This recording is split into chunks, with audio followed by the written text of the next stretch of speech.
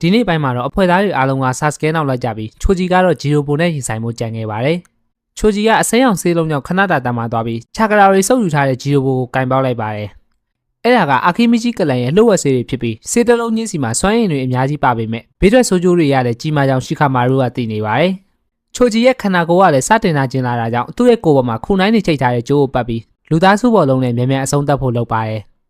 ဂျီရိုဘိုကမြေတိုင်းနဲ့ကာလိုက်ပေမဲ့လည်းမရပဲချိုဂျီရဲ့တိုက်ခိုက်ချက်ကထိသွားပါတယ်။အာခါမာရူကအနက်နဲ့နေရန်သူရဲ့စွမ်းအားပမာဏကိုအတိအကျသိနိုင်တာကြောင့်ချိုဂျီကိုစိတ်ပူနေပြီးဂျီရိုဘိုကလည်းအဲ့အချိန်ကျိန်းစာအမှတ်ကိုထုတ်သွင်းလိုက်ပါတယ်။လူ9ယောက်ရှိတဲ့အဖွဲ့တိုင်းမှာအရှုံးသမား1ယောက်ပါပြီးအရေးကြုံလာရင်အဲ့1ယောက်ကိုပဲဝိုင်းပယ်ကြသလိုအဲ့1ယောက်ဆိုတာကလည်းချိုဂျီပဲလို့ဂျီရိုဘိုကပြောပါတယ်။ချိုဂျီကလည်းသူဘလောက်စူးစမ်းအတိမတ်မပြုတ်ခံရတာကိုပြန်တွေးနေမိပြီးဂျီရိုဘိုကလည်းဇက်တိုက်ချနေပါတယ်။ချိုဂျီလိုကောင်မျိုးကဒီတိုက်ပွဲကိုမလာသင့်မဲ့အတုံးမကျတဲ့ခေါင်းဆောင်ကခေါ်လာတာကြောင့်အခုလိုဖြစ်ရတာလို့ပြောပါတယ်။ရှီခါမာရူကလည်းစထွက်လာတဲ့အဆိုးဆုံးအသက်သေဆုံးရမယ့်အခြေအနေကိုပါတွေးထားတာဖြစ်ပြီးချိုဂျီကလည်းသူတို့အဖွဲ့ထဲမှာအားအနည်းဆုံးလို့ပြောကြပေမဲ့အခုချိန်နောက်မှတယောက်တည်းရင်ဆိုင်ခဲ့ပြီးသူ့ကိုယ်သူအတုံးဝင်အောင်လုပ်နေတာဖြစ်ပါတယ်။တစ်ဖက်မှာချိုဂျီကလည်းဂျီရိုဘိုရဲ့တိုက်ခိုက်ချက်တွေကိုအလိုလဲခံနေရပေမဲ့သူ့ကိုအမြဲတမ်းယုံကြည်ပေးခဲ့တဲ့ရှီခါမာရူကြောင့်လဲကြမသွားပဲဒုတိယအဝါရောင်ဆေးလုံးကိုထုတ်ပြီးစားလိုက်ပါတယ်။ရှီခါမာရူကတော့သူများတွေတွေးသလိုချိုဂျီကအားအနည်းဆုံးလူတစ်ယောက်မဟုတ်ပဲသူတို့ထဲမှာအကြမ်းဆုံးလို့ယုံကြည်ရကြောင်းတယောက်တည်းရင်ဆိုင်မှုစိတ်ချလက်ချထားခဲ့ရဖြစ်ပါတယ်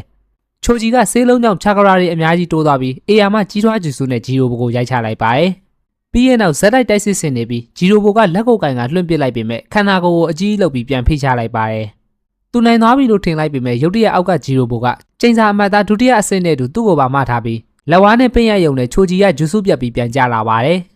ကျင်းစာအမှတ်ဒုတိယအဆင့်မှာအစွမ်းက10ဆလောက်ပိုတာသွားတာဖြစ်ပြီးအဲ့လိုမကောင်းဆိုးဝါးဆန်ဆန်ပြောင်းလဲသွားတဲ့ဂျီရိုဘိုရှိမှာချိုဂျီကဆေးရဲ့ဘေးထွက်ဆိုးကျိုးတွေကြောင့်ခန္ဓာကိုယ်ကလှုပ်ရှားလို့မရတော့တဲ့အခြေအနေဖြစ်သွားပါတယ်။ငငယ်ကနင်ညာတူတူပုံနဲ့ဆော့ကြတဲ့အခါချိုဂျီပါတဲ့ဘက်ကအမြဲရှုံးတာကြောင့်ဘယ်သူမှသူနဲ့အတူမဆော့ချင်ကြတာဖြစ်ပါတယ်။လက်ရှိအချိန်မှာလည်းဂျီရိုဘိုကချိုဂျီရဲ့ရှိသမျှချာကရာတွေအကုန်ဆုပ်ယူနေပေမဲ့ချာကရာလုံးဝမကျန်တော့တဲ့ချိုဂျီကလှုပ်တော့မလှုပ်နိုင်ဖြစ်နေတဲ့အချိန်ချိုဂျီရဲ့အာလူကျော်တွေကနောက်ဆုံးတစ်ခုကိုယူဆလိုက်မိပါတယ်။ငငယ်ကကစားပေါ်မရှိတဲ့အတွက်ချိုဂျီကလိပ်ပြလေးတွေကိုအရန်သဘောကျပြီးအဲ့ဒါကိုရှီခါမာရူကလည်းသတိထားမိခဲ့ပါတယ်။အာခီမီဂျီကလန်တစ်ခုလုံးကဝါပြီးနေတယ်လို့လူတိုင်းကပြောနေကြတဲ့အတွက်ချိုဂျီကအားငယ်နေပေမဲ့သူ့အဖေကတော့စိတ်ထားကောင်းတဲ့ချိုဂျီမှာသူ့ကိုအတိမတ်ပြုတဲ့တငယ်ချင်းတွေရလာမှာဖြစ်ပြီးထိုသူတွေကိုတန်မိုးထားဖို့ချစ်ချင်းနာနာဆက်ဆံဖို့သူ့အဖေကပြောလို့ရှိပါတယ်။အဲဒါကြောင့်အခုအချိန်မှာသူ့ကိုအပြင်သူ့ခေါင်းဆောင်သူ့တခင်ချင်းရှီခါမာရူကိုပါစော်ကားပြောဆိုနေတဲ့အတွက်ချိုဂျီကမခံမရနိုင်ဖြစ်နေပါတယ်။